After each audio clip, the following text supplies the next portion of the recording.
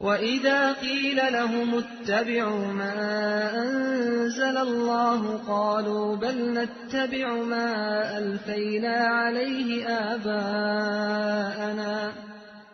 أَوَلَوْ كَانَ آبَاؤُهُمْ لَا يَعْقِلُونَ شَيْئًا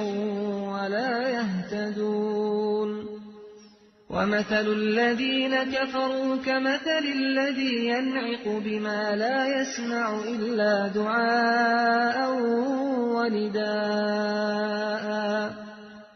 صُمٌّ بُكْمٌ عُمْيٌ فَهُمْ لَا يَعْقِلُونَ يَا أَيُّهَا الَّذِينَ آمَنُوا كُلُوا مِن طَيِّبَاتِ مَا رَزَقْنَاكُمْ وَاشْكُرُوا لِلَّهِ إِن كُنتُمْ إِيَّاهُ تَعْبُدُونَ